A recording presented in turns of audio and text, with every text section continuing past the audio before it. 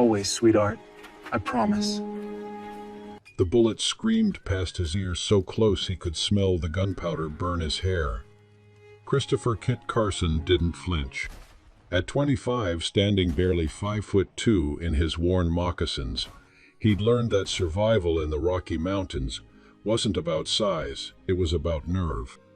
And right now, nerve was all that stood between him and the massive French trapper who wanted him dead. But I'm getting ahead of myself. Let me take you back to where it all began, that sweltering July morning in 1835, when 1,000 souls gathered in the Green River Valley for the wildest celebration the American West had ever seen. Inspired by true events, the rendezvous was like nothing civilization could imagine. Picture this: a sprawling encampment where beaver trappers who'd spent a year alone in the wilderness came to trade drink and raise hell. White men speaking French and English mingled with Shoshone, Arapaho, and Flathead warriors. The air hung thick with wood smoke roasting buffalo meat, and that peculiar scent of thousands of animal pelts stacked high as a man's head. Kit Carson arrived on a tired sorrel mare, leading 2 pack horses loaded with beaver pelts, a whole year's work reduced to bundles of fur.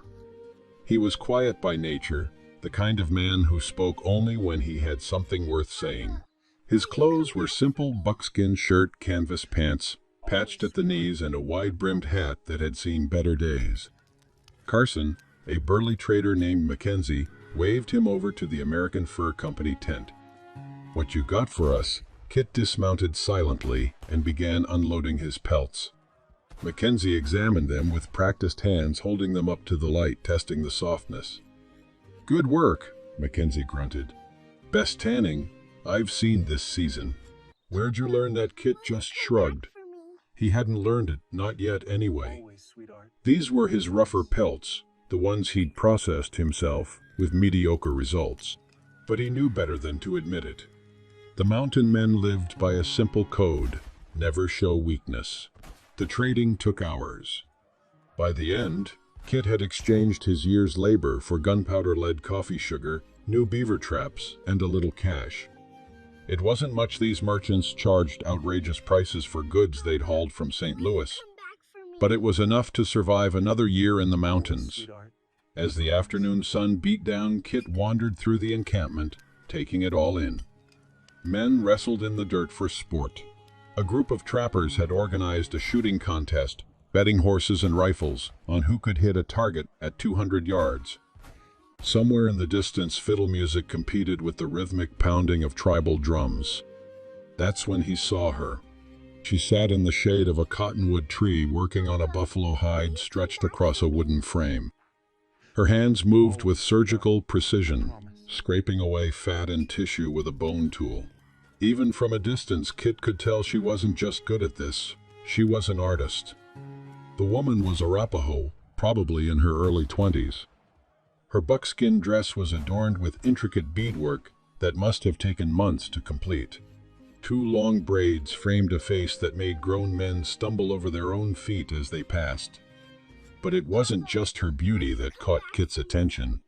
It was the focused intensity in her eyes, the pride in her work. "That's," Ayanna said, a voice beside him. Kit turned to find old Bill Williams, a grizzled trapper who knew every tribe from the Missouri to the Pacific. "Ayanna," Kit repeated softly, tasting the word. "What's it mean, Eternal Blossom, or something like that?" Bill said. "Daughter of Chief Broken Lance. Best tanner in the whole damn territory. You see how soft that hide is? That's brain tanning, son. Ancient art. She can take the roughest buffalo hide and turn it into something soft as velvet. Waterproof, too." He spat tobacco juice. Every trapper here would give his left arm to have her process his pelts. Kit watched as Ayanna worked. She seemed oblivious to the dozens of men stealing glances at her. Every few minutes, someone would approach, usually a young warrior from one of the tribes, but she'd dismiss them with a polite smile and return to her work. "She's particular," Bill continued, reading Kit's thoughts. "Turned down more men than a saloon girl on Sunday. Her daddy's chief, so she can afford to be choosy. As if on cue, a commotion erupted near the center of camp. A massive figure on horseback came thundering through the crowd, scattering people and dogs. The rider was easily 6'4", 250 pounds of muscle and bad attitude. His buckskins were decorated with wolf tails, and he carried a rifle across his saddle that looked more like a cannon. "Jacques Le Grand Bill," muttered. "French-Canadian trapper. Mean as a rattlesnake, and twice as ugly." Jacques was clearly drunk. He wheeled his horse around, shouting in French-accented English, "I am Jacques Legrand, the greatest trapper in these mountains. Any American dog who says different can face me like a man." Some men laughed. Others just moved out of his way. Jacques had a reputation for brutality. Kit had heard stories how Jacques had once beaten 3 men senseless in a fight over a card game, how he'd left a rival trapper tied to a tree for wolves to find. Jacques spotted Ayanna and his drunken face split into a leer. He rode straight toward her, his horse's hooves churning up dust. Ayanna stood, her face carefully neutral, but Kit saw the flash of fear in her eyes. "You," Jacques boomed, pointing at her.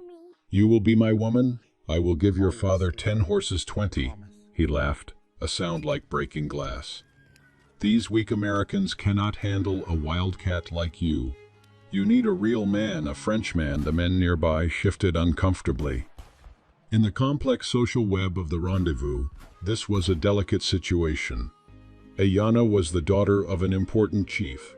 Insulting her could spark violence between the trappers and the Arapaho. But it was more than politics that made Kit's jaw tighten. It was the casual cruelty, the assumption that Ayanna was property to be claimed.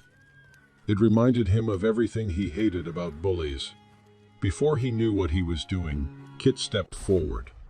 "You should apologize to the lady," he said quietly. The camp fell silent.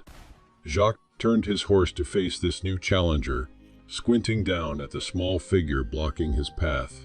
When he realized who it was, he burst out laughing. "Look at this. A mouse challenges a bear." Jacques' face darkened. "You are the American dog Carson. Yes, I have heard of you. They say you can shoot. But can you die well?" Kit felt every eye in the rendezvous upon him. His heart hammered, but his hands remained steady. "Get off your horse," he said, "and we'll settle this proper."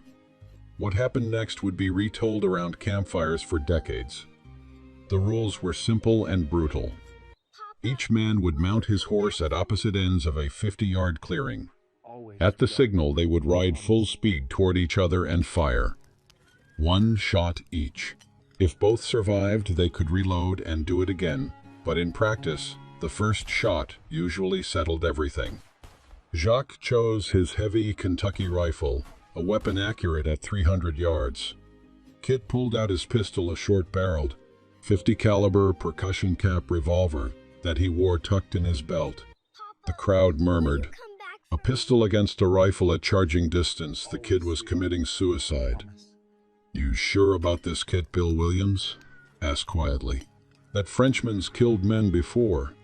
"I'm sure," Kit said. His voice was calm, but inside his mind raced through calculations. Jacques was drunk. His massive rifle would be harder to aim from horseback. And most importantly, the bigger man would expect Kit to panic. Kit wouldn't panic. He never did. They mounted up. Ayanna stood at the edge of the crowd, her face unreadable. Kit caught her eye for just a moment. He wanted to tell her he was doing this for the right reasons, not to win her like some prize, but because somebody had to stand up to men like Jacques. But there was no time for words. "Allez!" someone shouted. Both horses exploded forward. The crowd roared. Kit leaned low over his mare's neck, the pistol heavy in his right hand. Across the clearing, Jacques sat tall, aiming his long rifle. Time seemed to slow. Kit could see Jacques' finger tightening on the trigger. He could see the black eye of the rifle's muzzle pointing straight at his chest. Then, everything happened at once. Jacques fired. The rifle's boom echoed off the valley walls. Kit felt the bullet pass so close to his head that it singed his hair, the powder burns, leaving a smoking patch above his left ear. The pain was instant and searing, but Kit didn't flinch, because he'd already pulled his trigger. His bullet caught Jacques' right hand just as the big man's finger was moving for a second shot, if he'd had one chambered. The .50 caliber ball shattered Jacques' thumb and wrist, destroying his gun hand in an explosion of blood and bone. Jacques screamed and tumbled from his horse, landing hard in the dust. His rifle went flying. The crowd erupted in shocked amazement. Kit reined in his mare and dismounted, pulling his second pistol. Mountain men always carried two. He walked calmly toward Jacques, who was writhing on the ground, clutching his ruined hand. "Don't kill me," Jacques shrieked in French and English. "Don't kill me. I surrender mercy." Kit stood over him, the pistol pointed at Jacques' head. The clearing fell silent. Everyone knew the code in a duel. The winner had the right to finish it. For a long moment Kit didn't move. His face was hard, unreadable. Then he lowered the pistol and stepped back. "Get out of this valley," Kit said quietly, "and don't come back." Two of Jacques' friends helped him up. The Frenchman stumbled away, broken and humiliated, cradling his destroyed hand. Kit never saw him again. Legend had it Jacques died of infection weeks later, or maybe he just slunk back to Canada in shame. Kit turned to find Ayana walking toward him. She carried a clay pot filled with bear grease mixed with healing herbs. Without a word, she gestured for him to sit. Kit sat. Ayana knelt beside him and gently applied the salve to his burned scalp. Her touch was impossibly soft, and her face was very close to his. She smelled like sage, smoke, and tanned leather. "You are either very brave," she said, in perfect English, "or very foolish." Kit managed a slight smile. "Probably both." "Why did you do that?" He thought about it. "Because it was right." Ayana's eyes searched his face. Then she smiled, a real smile that transformed her from beautiful to luminous. "What is your name?" "Christopher Carson." "Most folks call me Kit." "Kit," she repeated, trying it out. "I am Ayana. And I think, Kit Carson, you are going to change my life." The courtship, such as it was, took 3 days. Kit learned that Ayana wasn't just beautiful and skilled, she was sharp as a blade. She spoke 4 languages, Arapaho, Lakota, English, and some French. She could read the weather from the clouds, predict where game would be, and treat wounds with combinations of roots and herbs that seemed like magic. More importantly, she saw through Kit's quiet exterior to the lonely, decent man underneath. On the 3rd evening after the duel, Kit approached Chief Broken Lance's lodge. He'd spent his remaining cash in trade goods, assembling a proper bride price: 3 good horses, 2 fine blankets, his second-best rifle ammunition, and a silver mirror he'd been saving for years. It was everything he owned except his primary gun and the clothes on his back. Chief Broken Lance was a weathered man in his 50s, with gray streaking through his long hair. He examined Kit's offerings carefully, then looked at the young man. "You defeated the Loud One," Broken Lance said in English. "But do you have the patience to be my daughter's husband? She is strong-willed." "Difficult." There was pride in his voice. "Sir," Kit said carefully, "I don't want to tame her. I want to learn from her." Broken Lance's eyes crinkled. He nodded and accepted the bride price. The wedding was a wild affair, even by rendezvous standards. It lasted 3 days and nights.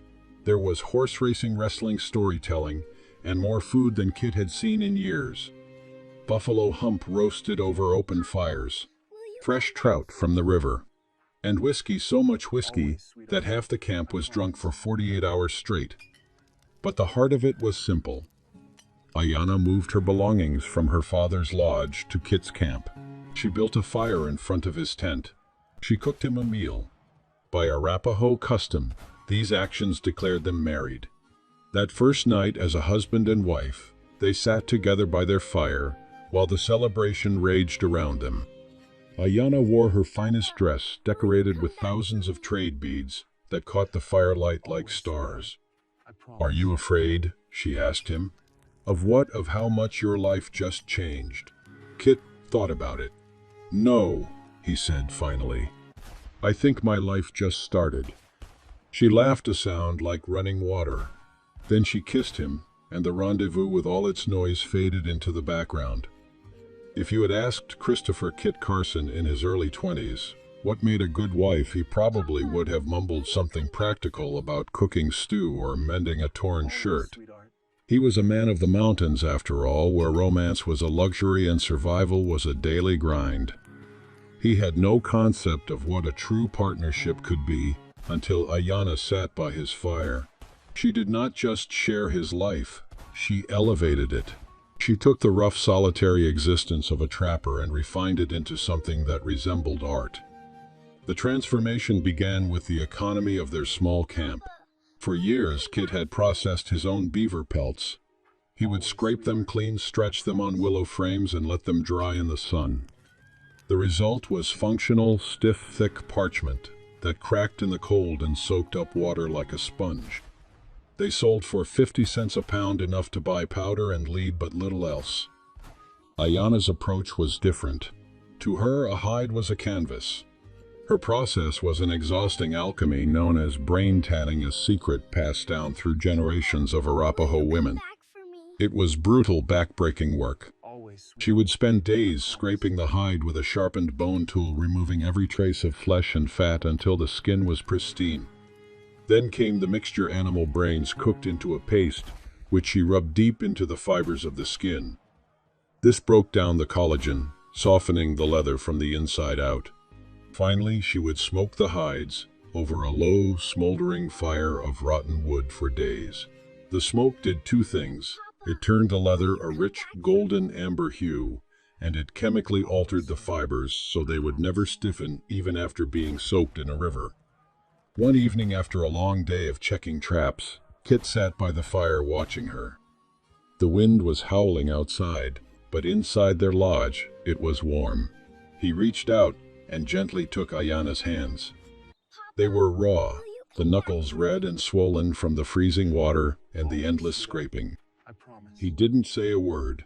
He simply opened a tin of bear grease and began to massage it into her cracked skin. It was a moment of quiet intimacy, an acknowledgement of the physical toll she paid for their prosperity. Ayanna didn't pull away. She leaned her head against his shoulder, her eyes closing. In that silence, Kit realized that every golden pelt she produced was a physical manifestation of her commitment to their survival. The payoff came at the next rendezvous. Kit approached the trading post of Silas Meeks, a notorious pinchpenny from St. Louis, who prided himself on fleecing mountain men. Meeks looked at the stack of furs on the counter and sneered. "Beavers down this year, Carson." Meeks grunted, not even looking up. Markets flooded. 50 cents a pound. Take it or leave it. Kit didn't argue. He simply untied the leather thong binding the bundle and rolled out the top pelt. It spilled across the counter like liquid gold, velvety, soft, smelling faintly of wood smoke and sage. Meeks stopped. He reached out, his greedy fingers sinking into the fur. He rubbed the leather between his thumb and forefinger. It was as pliable as cotton cloth. "Water," Kit said softly. He took a tin cup of water and poured it directly onto the expensive fur. The trader gasped. On a normal pelt, the water would soak in, ruining the cure. On Ayanna's pelt, the water beat it up like mercury and rolled off, leaving the fur underneath perfectly dry. The trading post went silent. Other trappers gathered around, staring. $2, Kit said. His voice was low, but it carried the weight of a judge's gavel. $2 a pound, or I walk across the valley and sell to the Hudson's Bay Company. Meeks ground his teeth. He knew he could sell these golden fleeces to the hatters in New York for 10 times that price. Done, he spat. That year, Kit and Ayanna rode away with the finest rifles, imported wool blankets, and enough credit to last 2 winters. They were no longer just surviving, they were thriving. But the mountains were treacherous, and money could not stop an arrow. The true revolution of their marriage wasn't economic. It was intellectual. Ayana knew that for Kit to become a legend, he had to stop thinking like a white man and start thinking like a native of the plains. The education was grueling. "Your hands are too stiff," she would scold him gently by the firelight, slapping his fingers. "You move them like you are holding a rifle. You must move them like water." She was teaching him the plain sign language, the universal silent tongue used by dozens of tribes from the Comanches in the south to the Blackfeet in the north. "Cup your hands," so she demonstrated her movements graceful and fluid. "This is water. Now spiral the finger up. This is smoke. Cross the arms." Prayed. It was humbling for Kit. He was the best shot in the territory, a man who could track a deer over stone, yet here he was fumbling like a schoolboy. But Ayana was relentless. She taught him not just the signs, but the etiquette. How to enter a teepee always to the right, how to accept a pipe, pass it to the left, how to read the tension in a chief's shoulders. She was molding him. She was taking the raw iron of his courage and forging it into the steel of diplomacy. The final exam came on a crisp autumn morning in the Bighorn Basin. Kit and Ayana were riding through a narrow canyon when the wind shifted. Horses. The smell of sweat and paint. Suddenly the ridge above them bristled with silhouettes. A war party of 20 Lakota Sioux appeared, their faces painted for battle bows drawn. Kit's instinct, honed by 10 years of kill or be killed warfare, screamed at him to draw his pistols. His hand twitched toward his belt. Grip. Ayana's hand clamped over his forearm. Her grip was iron hard. She didn't look at him. Her eyes were locked on the ridge. She whispered a single word in Arapaho: "Wait." Kit froze. The silence in the canyon was deafening. A single gunshot would mean their instant massacre. Slowly, deliberately, Ayana nudged her horse forward. She didn't raise a weapon. She raised her open hand. Then she began to sign. "Friend. Peace." Hungry, the Lakota leader on the ridge, lowered his bow slightly. He signaled back. "Who are you, Kit?" Took a breath. He remembered the nights by the fire. He remembered Ayana's fingers guiding his. He holstered his fear. He rode up beside his wife, puffed out his chest, and began to sign. His movements were no longer stiff. They were fluid, confident. "I am Carson, husband of Ayana. We have tobacco. We trade." The tension broke like a fever. The Lakota leader nodded and signaled for his warriors to lower their weapons. What could have been a bloodbath turned into a roadside trade. They shared tobacco. They exchanged news of the buffalo herds.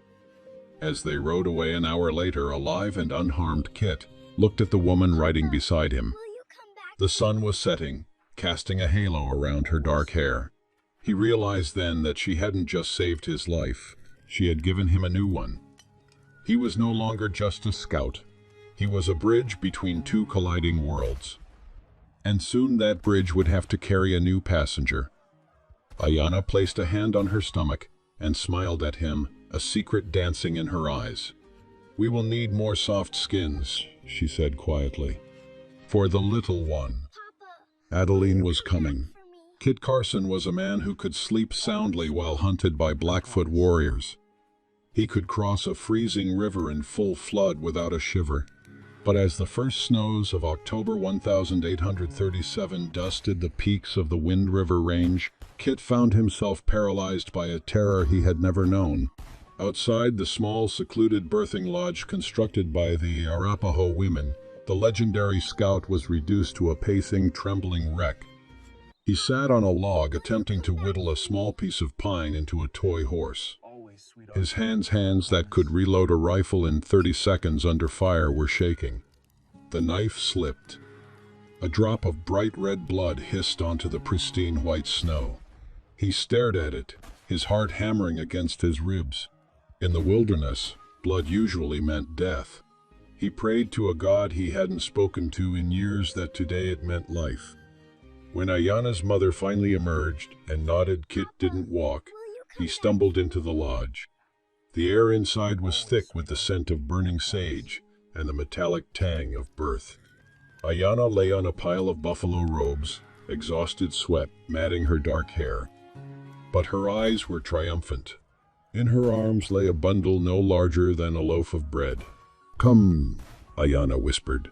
Kit approached as if the bundle were made of glass. He looked down. A pair of dark, unfocused eyes stared back from a wrinkled red face.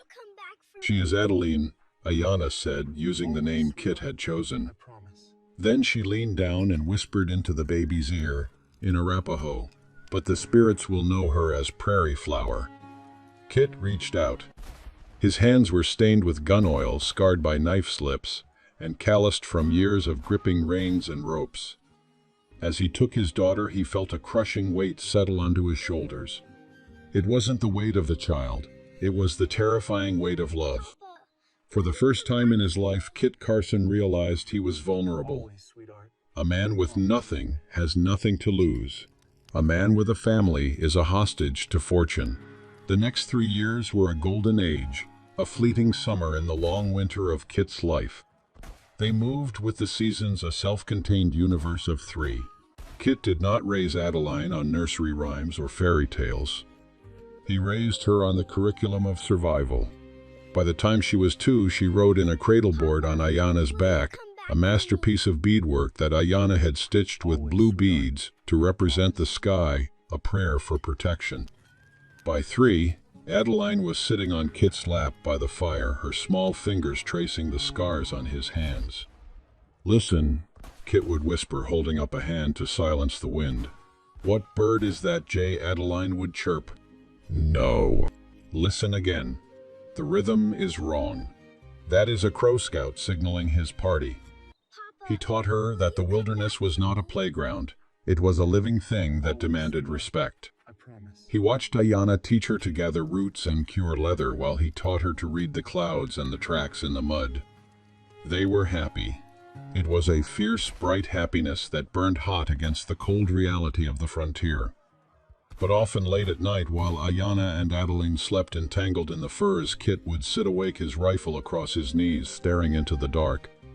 He watched the rise and fall of his daughter's tiny chest, and a cold dread would coil in his stomach. He knew the mountains. He knew that the brighter the sun, the darker the shadow it casts. And he knew with the instinct of a man who had survived too much that a storm was coming that no amount of gunpowder could stop. The winter Adeline turned 5 was brutal. The snow came early and deep, trapping them in a valley for weeks. But they were prepared. They had plenty of food, warm furs, and each other. And Ayana was pregnant again. Another daughter, Ayana predicted one night, her hand on her swollen belly. "I can feel it." Kit hoped she was right.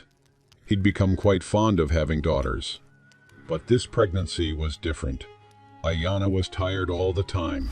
Her usually boundless energy seemed to drain away. Still, she insisted she was fine, that this was normal. When her time came, they were alone, just the 3 of them, in their winter camp. It was too dangerous to travel through the deep snow to find her people. Kit's job was simple: keep Adeline calm and warm in the main tent, while the older woman from a nearby Shoshone camp helped Ayana in the birthing lodge. The labor took all night and into the next day. Through the tent walls, Kit could hear Ayana's pain, and it nearly drove him mad with helplessness. Finally, silence. Then a baby's cry, weak but present. Kit waited and waited. The cry stopped. Still no one came to get him. Finally, the Shoshone woman emerged. Her face told Kit everything. "I'm sorry," she said quietly. "The baby. She came too early. She couldn't breathe." And Ayana, the woman's face crumpled. "Fever. It's spreading fast. I've tried everything." Kit burst into the lodge. Ayana lay on furs, her face flushed and sweating despite the cold. Beside her, wrapped in soft deerskin, was the tiniest baby Kit had ever seen. She wasn't moving. "Kit," Ayana whispered. Her voice was barely audible. "I'm sorry. I tried." "Don't, Kit," said kneeling beside her. Don't apologize. You're going to be fine. You're the strongest person I know. But she wasn't fine. The puerperal fever, that ancient killer of new mothers, had taken hold. Without modern medicine, without antibiotics, there was nothing anyone could do. Ayanna died as the sun rose on the third day. Kit held her hand until the very end, even as she lost consciousness, even as her breathing became shallow and finally stopped. He sat there for hours afterward, unable to move, unable to accept what had happened. It was Adeline's small voice that finally brought him back. "Papa, where's Mama?" Kit Carson burned the birthing lodge. It was Arapaho custom. The place where someone died should not remain. But it was also practical. He couldn't bear to look at it. He buried Ayanna and the baby on a hillside overlooking the valley, wrapped in the finest furs he owned. He marked the grave with stones in the Arapaho way and sat vigil for 3 days, barely eating, barely sleeping. When he finally returned to their tent, Adeline ran to him. "Is Mama coming back?" Kit knelt and pulled his daughter close. "No, sweetheart. Mama's gone to be with the spirits. She's watching over us from the sky now." Adeline cried for hours. Kit cried with her. And when the tears finally stopped, they had to face a new, terrible reality. They were alone. Kit tried. God knows he tried. He continued trapping, but now with a 5-year-old in tow. He'd leave Adeline with other women in the camps they visited, but she'd cry for hours until he returned. She was grieving, terrified of losing him too. He hired wet nurses when he could find them, paid women to watch her, and tried to keep their life going. But winter in the Rockies is unforgiving, and Kit was increasingly haunted by nightmare scenarios. What if he was killed by a bear? What if he got caught in an ambush? What would happen to Adeline? One night, watching his daughter sleep, Kit faced the hardest truth of his life. This world, the world he loved, the wild frontier he'd made his home, was no place for a child alone. Adeline needed stability. She needed education. She needed a future that wasn't defined by starvation and violence. She needed things Kit couldn't give her in the mountains. The decision nearly killed him, but he made it anyway. In the spring, Kit packed their belongings and began the long journey east to St. Louis. It took months of hard riding, river crossings, and camping under stars that reminded him painfully of Ayanna. When they finally reached St. Louis's bustling streets, Adeline clutched his hand, terrified by the crowds and buildings and noise. Kit felt like a ghost haunting his own past, disconnected from this civilized world he'd left behind years ago. He found a convent school, the Sisters of Loretto, who educated daughters of traders and mountain men. The nuns were kind, the school was clean and safe, and the cost was reasonable. Kit arranged to pay them quarterly from his trapping earnings. On Adeline's first day, Kit walked her to the door. She was wearing her first real dress, not buckskin but cotton with lace. She looked tiny and lost. "I don't want to stay here," she whispered. "I know, sweetheart." Kit's throat was tight. "But you'll learn to read and write. You'll make friends. You'll have a good life. Will you visit every chance I get?" Kit promised. It was a lie. He knew the mountains would pull him back, that months or years might pass between visits. But he couldn't bear to tell her that. Adeline hugged him fiercely. Then, showing the bravery she'd inherited from both her parents, she let go and walked inside. Kit stood on that street corner for a long time after she disappeared.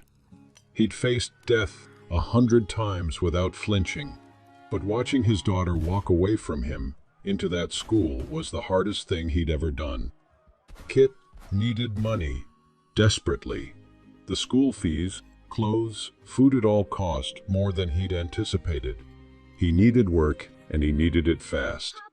He found it on a St. Louis riverboat. Robert Campbell, a fur company owner, was organizing an expedition into unmapped territories. He needed guides, but not just any guides. He needed the best scouts in the West. Someone mentioned Kit Carson's name. When Robert found him, Kit was on the boat's deck, staring at the muddy Missouri River, lost in thought. His buckskins were worn, his face weathered beyond his 40 years. He looked like exactly what he was, a man between two worlds, belonging fully to neither. Mr. Carson, Robert extended his hand. I hear you know the Rocky Mountains better than any man alive. Kit shook his hand. I know them well enough. I need a scout. Someone who can keep an expedition alive in hostile territory. Someone who speaks the languages, knows the trails. Robert paused. I've heard stories about you. They say you're the best. Kit looked at this young, eager officer and saw himself from years ago, full of dreams and confidence, not yet broken by loss. The stories exaggerate, Kit said quietly. Even so. Will you come? Kit thought of Adeline in her new school. He thought of Ayana buried on a hillside, 1,000 miles away. He thought of the promise he'd made to himself to give his daughter a future no matter what it cost him. Yes, Kit said. I'll come. Robert smiled. Excellent. When can we leave? Kit looked west toward the mountains that held everything he'd loved and lost. Whenever you're ready. As the riverboat's paddle wheel churned the water, Kit pulled out a small leather pouch he wore around his neck. Inside was a single bead, turquoise blue part, of the beadwork Ayana had sewn into his favorite jacket. He held it up to the sunlight, and for a moment he could almost see her standing on that hillside, the wind in her hair smiling at him. You did the right thing, he imagined her saying. Now go. There's still work to do. Kit tucked the bead away and turned toward the west. The expedition would make him famous.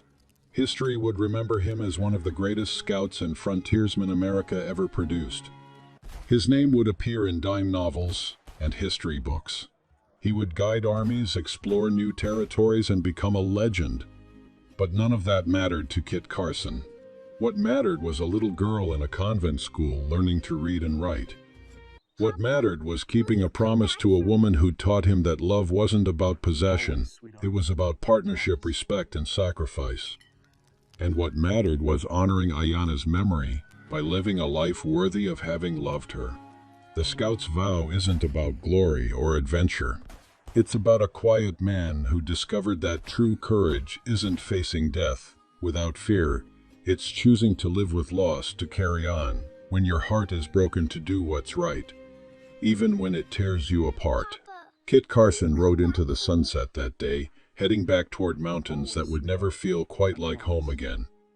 But he rode anyway, because that's what you do when you make a promise.